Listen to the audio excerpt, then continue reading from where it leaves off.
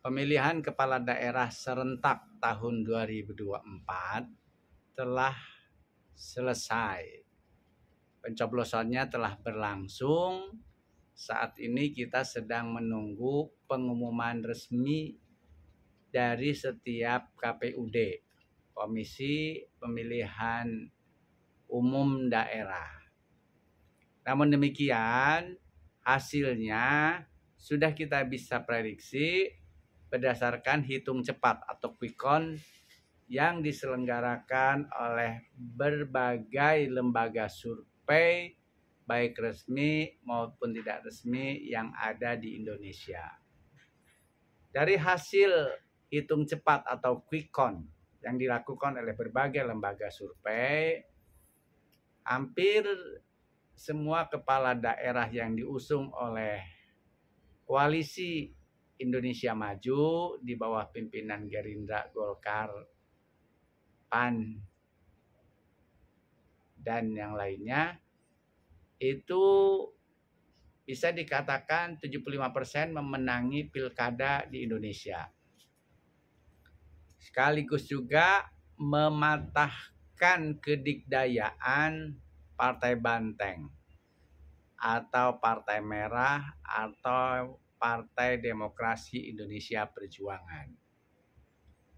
Di Jawa Tengah, daerah yang selama ini baik pemilihan legislatif maupun pemilihan kepala daerah selalu dimenangkan oleh PDI Perjuangan dalam Pilkada 2024, pasangan yang diusung oleh Kim Plus yaitu Komisaris Jenderal Polisi Purnawirawan Ahmad Lutfi dan Taj Yassin itu memperoleh suara terbanyak.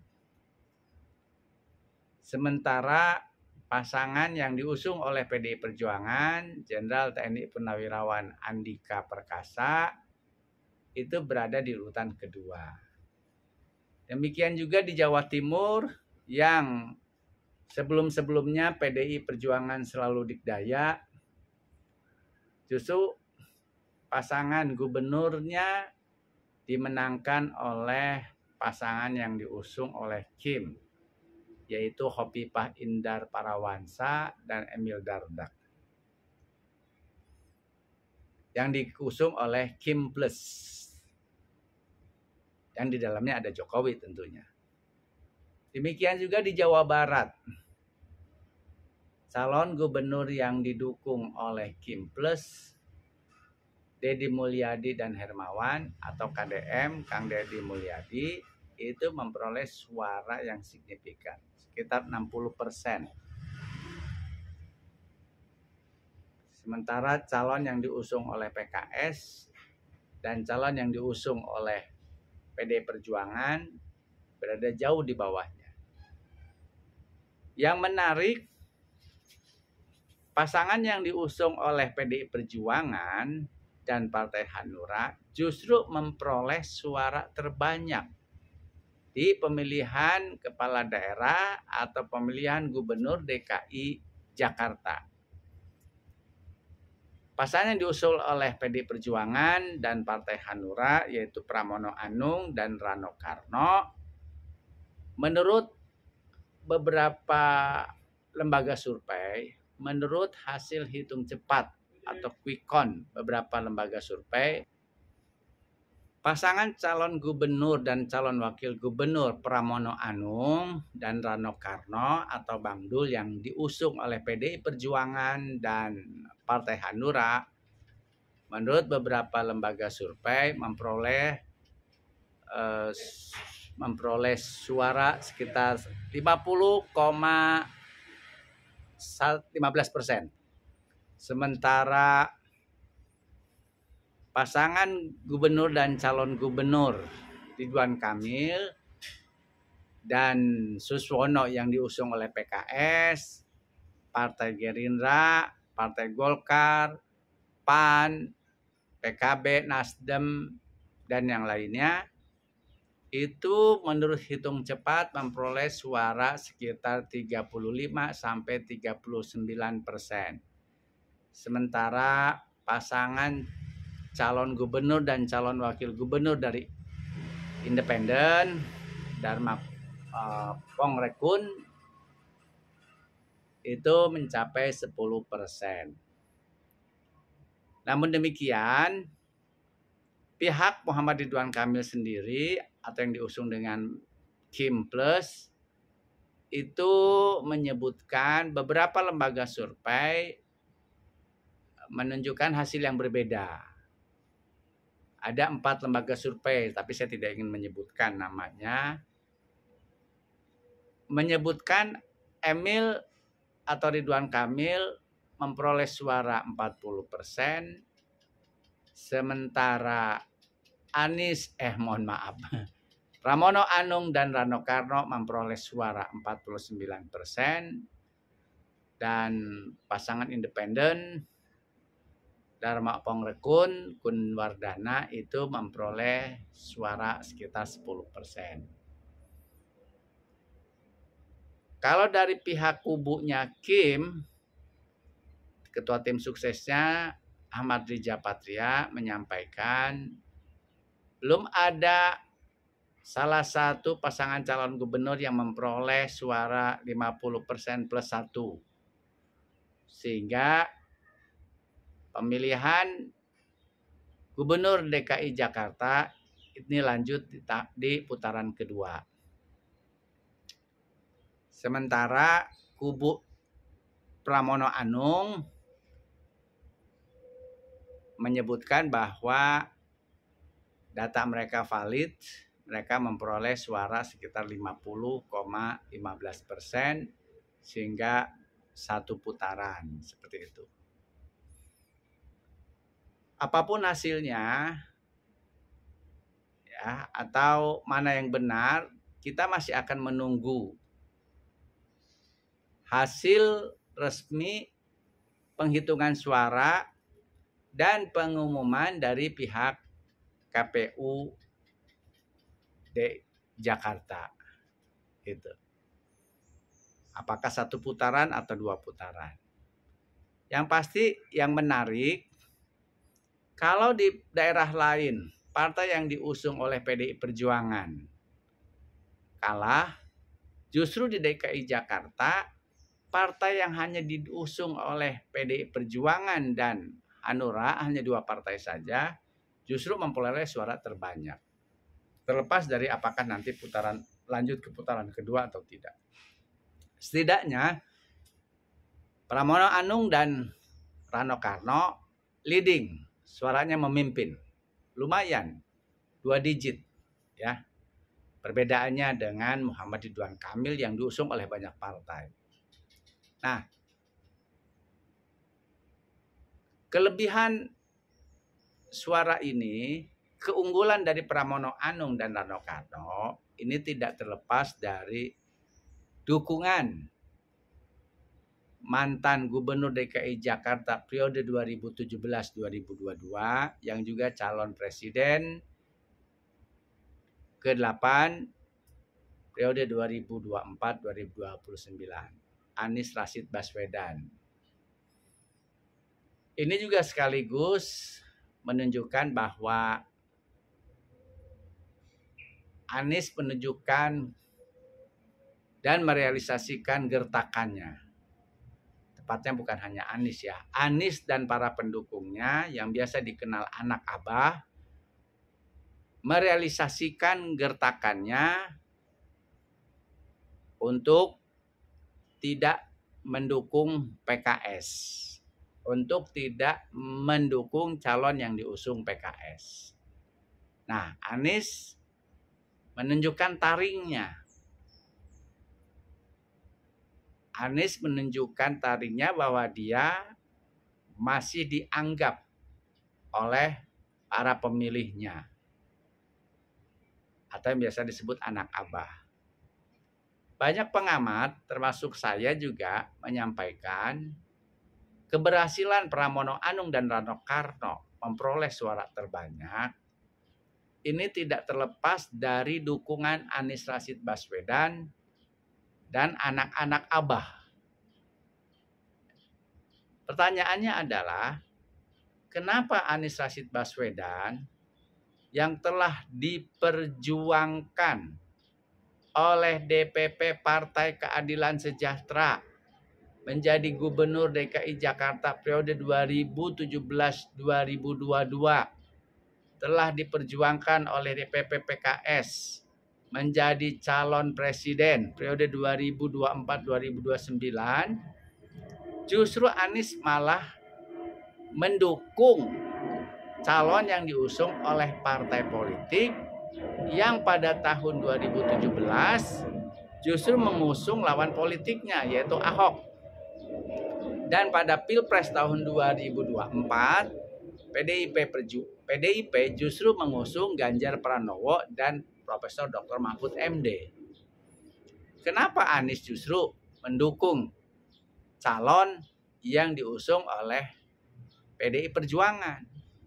Kenapa Anies tidak mendukung calon wakil gubernur yang diusung oleh PKS, Suswono, sebagai bagian dari politik balas jasa? Tetapi Anies justru malah menyakiti PKS, mengusung Pramono Anung dan Rano Karno.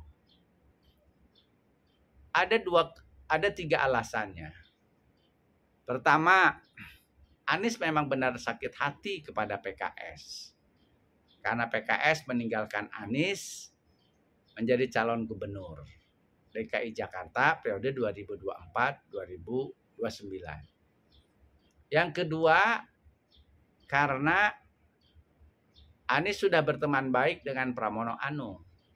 Bahkan Pramono Anung di beberapa kampanyenya menyebutkan bahwa salah seorang anaknya lahir ditungguin Anies Rashid Baswedan di Kediri dulu. Gitu.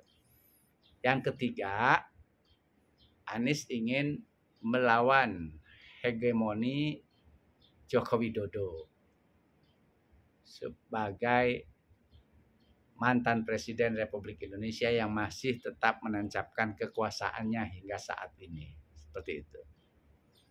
Kalau analisa saya, alasan pertama menurut saya salah. Walaupun mungkin kenyataannya benar. Anies tidak harus sakit hati kepada DPP PKS. Anies dan anak Abah justru harusnya berterima kasih kepada DPP PKS dan harusnya mendukung dan mengusung Suswono sebagai calon wakil gubernur DKI Jakarta yang diusung oleh PKS. Kenapa Anies harus berterima kasih? Loh, 2017 Anies sudah diperjuangkan oleh PKS, Gerindra, PAN untuk menjadi calon gubernur dan terpilih tanpa mahar. 2024 Anies sudah didukung dan diperjuangkan oleh DPP PKS menjadi calon presiden berpasangan dengan Muhaimin juga tanpa mahar. PKS tidak mengusung kader atau pengurusnya menjadi calon wakil presidennya. Ikhlas PKS. Gitu kan? Selain itu juga kegagalan Anies menjadi calon gubernur itu karena sebelum keluar keputusan MK, PKS tidak bisa mencalonkan sendiri. Dan ketika PKS ingin berduet dengan PDIP, tapi PDIP tentu tidak mau mengusung saja, kecuali ada kader yang menjadi calon wakil gubernurnya. PKS sudah ikhlas tidak mendapatkan kursi apapun, apakah gubernur maupun wakil gubernur, asal Anies menjadi kader PKS. Toh kan Anies yang menolak jadi kader PKS. Meskipun demikian PKS tetap menghormati pilihan Anies. Seperti itu. Akhirnya PKS berkolaborasi dengan Kimplus mengusung Suswono berpasangan dengan Muhammad Ridwan Kamil. Ketika keluar keputusan MK 60 di mana partai boleh mengusung sendiri pasangan calon gubernurnya, toh kan Anies juga tidak ada yang mengusung. PKS sudah terlanjur mengusung Suswono dan Ridwan Kamil. Dan dalam pemilihan presiden 2024 yang lalu, meski PKS mengusung Anies Rashid Baswedan tanpa mahar, PKS menurut saya tidak diuntungkan oleh pencalonan Anies Rashid Baswedan. Karena suara PKS relatif bertambahnya itu kecil. Menurut saya pertambahan kursi PKS tambah 2 itu karena kreativitas dari Presiden PKS Ustadz Ahmad Sayhu, salah satunya dengan membentuk Dewan Pakar, Dewan Penasehat, dan dewan-dewan yang lainnya. Terbukti Dewan Pakar DPP PKS menyumbang 1 kursi di DPR RI. Jadi PKS yang semula 50 kursi DPR RI sekarang bertambah menjadi 52% kursi. Yang diuntungkan oleh pencalonan Anies menjadi presiden menurut saya justru PKB, Partai Keadilan Bangsa, dan Partai Nasdem. Terbukti PKB dan Nasdem mengusung Anies suaranya bertambah berlipat-lipat. Jadi harusnya Anies dan anak Abah kalau mau marah, sakit hati, harusnya ke kedua partai tadi. Partai Nasdem ataupun PKB. Nah, jadi buat anak Abah harusnya kalau mau sakit hati ya sakit hati ke kedua partai, bukan ke PKS. PKS itu menit-menit terakhir aja masih siap mencalonkan Anies, asal Anies menjadi kader PKS. Kan Anies tidak mau, PKS menghormati itu. Jadi menurut saya alasan yang pertama gugur. Nah, alasan yang kedua, Anies mendukung Pramono Anung karena Anies sudah bersahabat lama dengan Pramono Anung. Menurut Pramono Anung, ketika salah seorang anaknya lahir di Kediri, Anies yang nungguin. Menurut saya ini pun bukan alasan yang kuat. Anies sebagai mantan aktivis mahasiswa, sebagai tokoh perubahan, dia bersahabat dengan banyak orang. Anies banyak sahabatnya, gitu kan. Jadi kalau dia mendukung mengusung Pramono, saya pikir bukan karena persahabatan. Saya juga sahabatnya Anies. Saya kenal Anies sejak 1996 dan sejak sejak 1995 Anies baru turun sebagai ketua umum Senat Mahasiswa UGM. Saya sedang menjabat sebagai ketua umum Senat Mahasiswa UI. Dan 2016, 2017 saya anggota Dewan Pakar tim Anies Sandi. Jadi kalau Anies mengusung Pramono Anung dan Rano Karno karena ada faktor kedekatan dan persahabatan, saya pikir tidak. Karena Anies banyak sahabat. Kalau Anies mengusung Pramono Anung dan Rano Karno untuk melawan hegemoninya kekuasaannya Jokowi, saya pikir iya, bisa jadi, gitu kan, seperti itu. Nah, cuma ucapan anak-anak Abah yang akan meninggalkan PKS ya semua tidak terbukti, hanya terbukti di DKI Jakarta saja. Buktinya PDIP hanya unggul di DKI Jakarta. Di daerah-daerah lainnya, partai calon kepala daerah yang diusung Kim yang menang. Itu. Namun demikian, ini juga menjadi bahan pelajaran sekaligus evaluasi buat pengurus dan kader Partai Keadilan Sejahtera. Baik di tingkat pusat, tingkat provinsi atau wilayah maupun tingkat kabupaten kota atau daerah. Jadi apa yang terjadi di DKI Jakarta itu menunjukkan bahwa gertakan anak Abah atau para pendukung Anies tidak bisa dianggap angin lalu.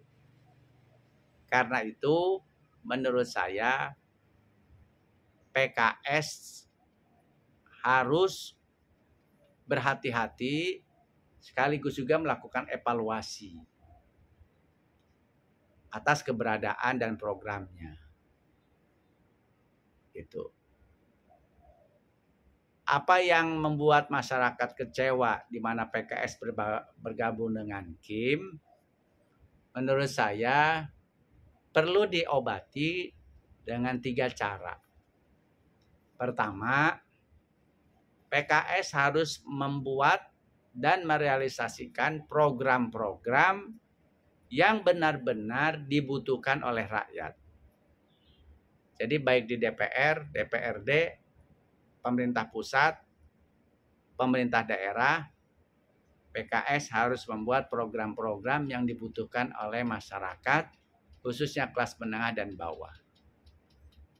Kedua, PKS meskipun saat ini berada dalam barisan pemerintah atau dalam barisan koalisi Indonesia Maju di bawah pimpinan Presiden Prabowo Subianto, tidak harus PKS selalu mendukung, menyetujui atau yes man terhadap semua program dan kebijakan pemerintah Presiden Prabowo. Kalau kebijakan dan program pemerintahan Presiden Prabowo merugikan rakyat banyak, maka Dewan Pimpinan Pusat Partai Keadilan Sejahtera harus berani mengambil sikap untuk berkata tidak. Sekali lagi, selagi program ataupun kebijakan pemerintah itu merugikan rakyat banyak, maka PKS harus berani berkata tidak. Gitu.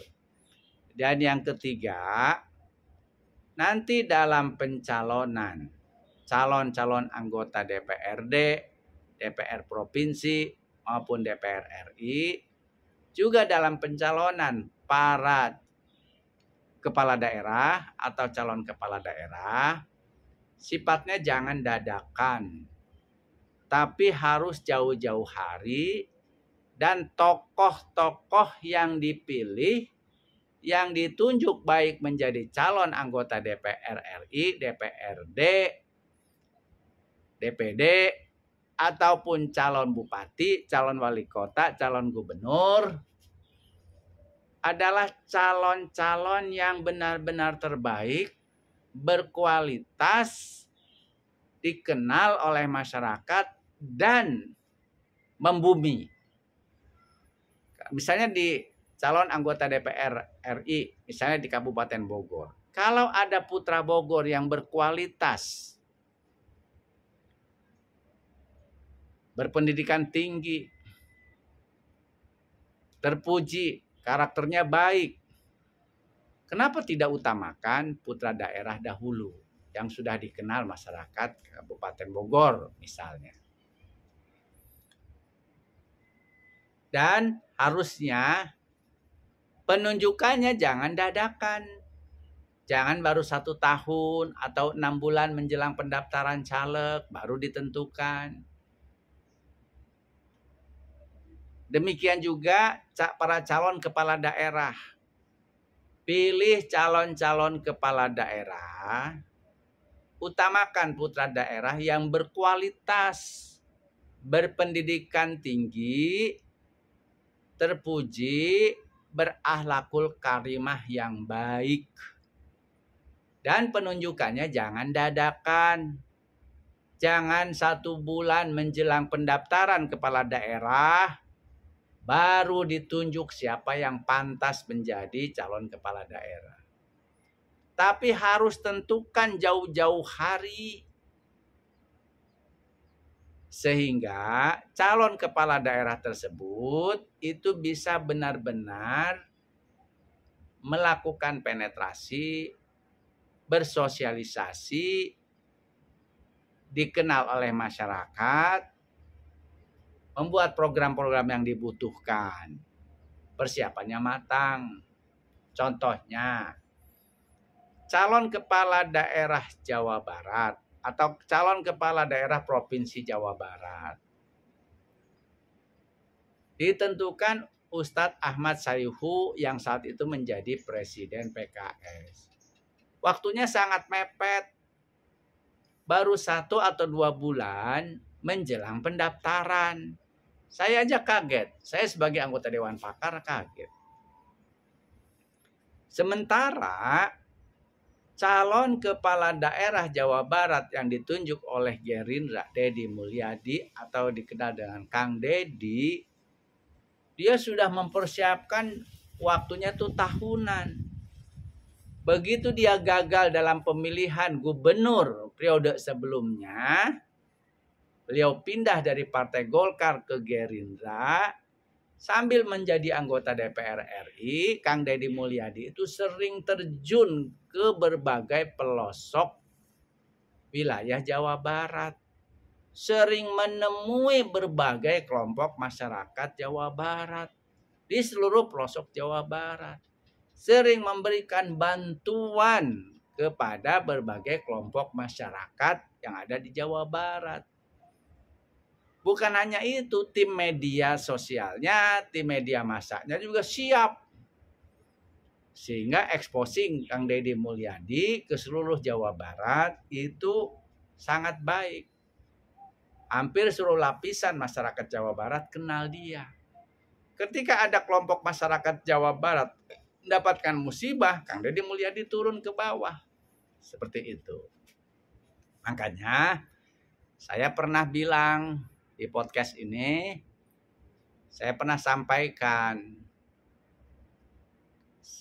beberapa bulan sebelum pendaftaran, beberapa waktu sebelum pendaftaran calon kepala daerah, saya pernah sampaikan dalam diskusi saya dengan Presiden Ustadz Ahmad Sayhu, saya menyampaikan, Pak Ustadz, kalau saya boleh memberikan saran, saya lebih menyarankan Pak Ustadz Ahmad Sayhu menjadi ketua fraksi PKS di DPR RI atau menjadi ketua fraksi PKS di MPR RI, atau kalau memungkinkan Pak Ustadz Ahmad Sayhu bisa menjadi salah seorang wakil ketua DPR RI atau wakil ketua MPR RI.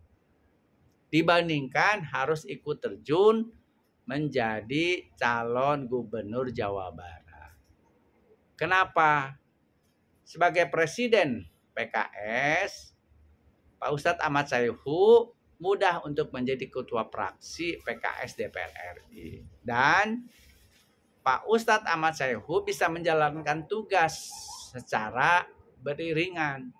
Menjadi ketua fraksi PKS di DPR RI, tempatnya di ibu kota negara yang saat ini masih Jakarta, juga menjalankan tugas sebagai presiden PKS yang berkedudukan di ibu kota negara juga, sama-sama Jakarta. Dibandingkan dengan menjadi calon kepala daerah atau calon gubernur Jawa Barat. Karena apa? Karena saya melihat penetrasi dan sosialisasi yang dilakukan oleh Kang Deddy sudah sangat masif, sangat kuat. Saya khawatir kalau bersaing dengan Kang Deddy akan kalah, dan kalau kalah kurang bagus buat marwah Presiden PKS, seperti itu. Tapi apa kata Pak Ustadz Ahmad Sayhu?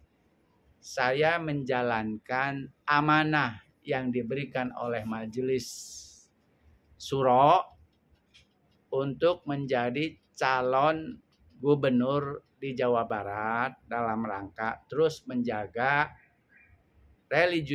religiusitas masyarakat Jawa Barat, atau dalam rangka menjaga dan meningkatkan ketakwaan masyarakat Jawa Barat, sekaligus juga dalam rangka meningkatkan kemajuan dan kesejahteraan masyarakat Jawa Barat. Karena berpasangan dengan putra dari mantan presiden yang juga pakar teknologi, yaitu almarhum Presiden B.J. Habibie, yaitu Dr. Ilham Habibie.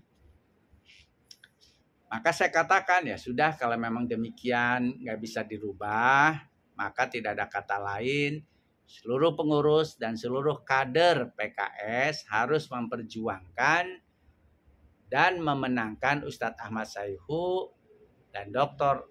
Ilham Habibie atau pasangan ASih menjadi gubernur. Namun sayang, hasil pemungutan suara berdasarkan quick count di Jawa Barat, sesuai dengan dugaan saya, Kang Deddy masih memperoleh suara terbanyak, di atas 55%, seperti itu. Nah, jadi tiga hal yang bisa dipetik dalam pilkada ini. Pertama, ancaman dan gertakan anak-anak Abah karena kecewa dengan PKS yang meninggalkan Anies Rashid Baswedan dalam pilkada 2024 itu tidak bisa dianggap remeh. Maka diobatinnya adalah dengan membuat program-program dan kebijakan-kebijakan PKS yang mengakar dan membumi. Selanjutnya PKS harus, meskipun berada dalam barisan koalisi, apabila ada kebijakan pemerintah Presiden Prabowo yang merugikan rakyat, maka PKS harus berani berkata tidak. Itu. Jadi tidak perlu lagi PKS memaksa Anies untuk menjadi kader. Yang berikutnya adalah tidak semua calon kepala daerah yang diusung partai yang banyak itu bisa memperoleh suara terbanyak atau memenangi pilkada. Seperti itu. Ya contohnya di DKI Jakarta, gitu kan. Tapi daerah-daerah lain, partai yang diusung calon kepala daerah, pasangan calon kepala daerah yang diusung partai yang banyak ya relatif memperoleh kemenangan. Contohnya di Jawa Tengah, kemudian juga di Jawa Timur, seperti itu. Yang lainnya, ada juga pertanyaan, kenapa sih Anies Rashid Baswedan lebih memilih selain alasan yang tadi saya sebutkan, ada juga pendapat mengatakan, loh, Anies kan memang chemistry-nya ke PDIP. Ya, karena 2014 Anies juga mendukung calon yang didukung oleh PDIP, calon presiden didukung oleh PDIP, Joko Widodo, sehingga akhirnya Anies ditunjuk sebagai juru bicara dan juga Menteri Pendidikan. Baru pada 2017 saja Anies berhadapan dengan PDIP karena PDIP mengusung Ahok dan Anies akhirnya berada dalam barisan para ulama dan PKS, seperti itu. Nah, apapun alasannya lah, yang pasti ini semua bahan introspeksi dan evaluasi buat partai-partai yang lain, khususnya Partai Keadilan Sejahtera, untuk berbenah. Setelah 2024, banyak masyarakat yang kecewa karena bergabung dengan barisan Kim, maka ini harus dirubah, diobati dengan membuat kebijakan yang baik. Kebijakan yang pro rakyat. Kemudian juga jangan harus selalu berkata yes man kepada pemerintah. PKS harus selalu berada dan mendukung apa yang menjadi suara rakyat. Selain itu juga kader-kader yang dipilih menjadi calon anggota DPR RI, calon kepala daerah, itu harus ditentukan jauh-jauh hari sehingga ada persiapan, dan calon-calon yang ditunjuk adalah orang-orang yang berkualitas serta punya integritas. Kalau ada putra daerah, ya putra daerah diutamakan. Tentu bukan asal putra daerah, tapi putra daerah yang berkualitas, berakhlak mulia, punya integritas, berpendidikan tinggi, dicintai, dikenal oleh masyarakat setempat.